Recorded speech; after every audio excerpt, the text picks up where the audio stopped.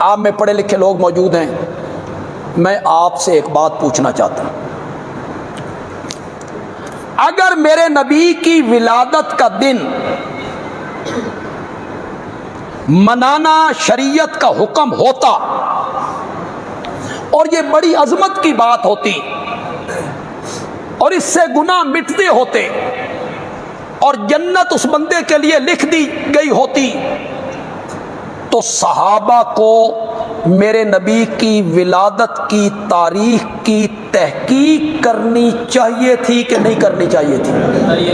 بولو، کھوج لگانا چاہیے تھا کہ نہیں لگانا چاہیے؟ دن جو اتنا عظیم ہے جس کے منانے والے کو جنت ملے، تو صحابہ کو چاہیے تھا نا کہ اس کا کھوج لگاتے، وہ لگا سکتے تھے۔ جس عورت کا دودھ میرے نبی نے پیا، حضرت حلیمہ رضی اللہ تعالی عنہا، وہ زندہ تھی، وہ میرے نبی کی خدمت میں آئی، کلمہ بھی پڑھا۔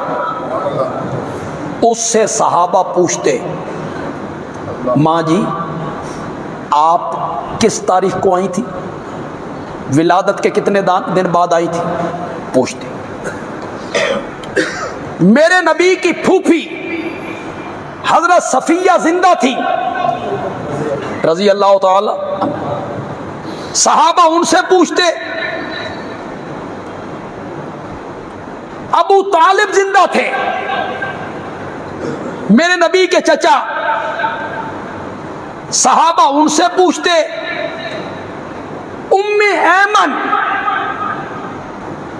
وہ میرے نبی کی والدہ کی لونڈی ہیں، حضرت آمنہ کی، اور جب آمنہ کا انتقال ہو رہا تھا وہ اپنے ماپے گئی تھی، واپسی پہ ان کا انتقال ہو گیا رستے میں، تو حضرت آمنہ نے ام ایمن کو کہا تھا میرا یہ بیٹا اسے حفاظت کے ساتھ لے جانا اور اس کے دادا عبد المطلب کے سپرد کر۔ وہ ام ایمن زندہ تھی، میرے نبی کی وفات کے بعد بھی زندہ رہیں، ان سے پوچھا جا سکتا تھا۔ چلو یار پتہ نہ لگتا، حضرت حلیمہ کہتی میں نے یہ سمجھ کوئی نہیں، حضرت صفیہ کہتی میں نے یہ تحقیق کوئی نہیں، چلو پتہ نہ چلتا، اتنی بات تو ثابت کرو بھئی صحابہ کوشش تے کیتی ہے نا، آگے پتہ نہیں چلا۔ اس سے پوچھا ولادت کا تاریخ کیا تھی، تو بتا کیا تھی؟ اس کا دن کا منانا جو اتنا عظمت کی بات تھی بھائی، تو صحابہ پوچھ گوچھ کرتے، تحقیق کرتے، لوگوں سے پوچھتے، آگے پتہ نہ چلتا تو چلو خیر ہے، پوچھ دیتے صحیح نا، نہیں پوچھا، اور رب نے میرے نبی کی پیدائش کی تاریخ کو مخفی رکھ دیا۔ 2 ربیع الاول، 8، 9، 12، 17، اتنے قول، سوموار کے دن پیدا ہوئے، اس پہ اتفاق ہے۔ آج جب ہمارے علماء سے پوچھا جاتا ہے مختلف چینلوں پر صحابہ نے میلاد منایا تھا، یہ جلوس نکالا تھا، تو وہ کہتے ہیں خود نبی پاک منایا۔ دلیل کہ آپ سے پوچھا گیا آپ سوموار کو روزہ کیوں رکھتے ہیں؟ تو آپ نے فرمایا اس دن میں پیدا ہوا تھا، تو پیدائش پہ آپ نے روزہ رکھا ہر 8ویں دہاڑے۔ یہ تمہاری دلیل بنتی ہے؟ یہ تمہاری دلیل بنتی ہے؟ تم مناتے ہو سال کے بعد، اور میرے آقا تو پھر ہر سوموار نو مناؤ نا، پھر اس میں عید نہیں روزہ۔ شاباش شاباش، میرے آقا کیا رکھا کرتے تھے؟ ان آکیا سا اس دیہڑے دیگاں پکاڑیاں، سبیلاں لانیاں، رج کے کھانا۔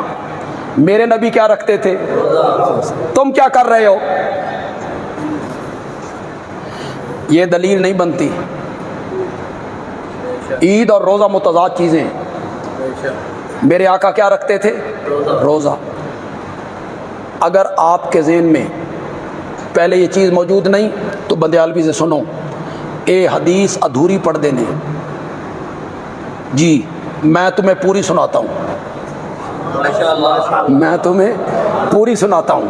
میرے نبی نے فرمایا میں سوموار کا روزہ اس لیے رکھتا ہوں کہ اسی دن میں پیدا ہوا تھا اور اسی دن میں مجھ پر وحی اتری تھی. جی صرف پیدائش نہیں، اسی دن مجھ پر کیا اتری تھی. جہاں یہ ولادت کا ذکر ہے نا، اگو نالے بھی ذکر ہے، لیکن وہ آگے یہ ذکر کرے تو پھر کام نہیں چلتا نا. میرے آقا تو رکھتے تھے روزہ. پھر کئی لوگ کہتے ہیں قرآن میں نہیں ہے اما بنعمت ربک فحدث، اپنے رب کی نعمت کا چرچا کرو. تو یہ جلوس نکالنا چرچا ہی ہے نا، تو یہ تو قرآن کا حکم ہے. میں نے کہا حضرت یہ قرآن اترا کس پہ تھا؟ شاباش شاباش. یہ اما بنعمت ربک فحدث آیت کس پہ اتری تھی؟ سب سے پہلے کس کو سنائی تھی میرے نبی نے؟ اے تین سمجھ آئیے. اما بنعمت ربک کا مطلب یہ ہے بھائی جلوس نکالو، چرچا کرو.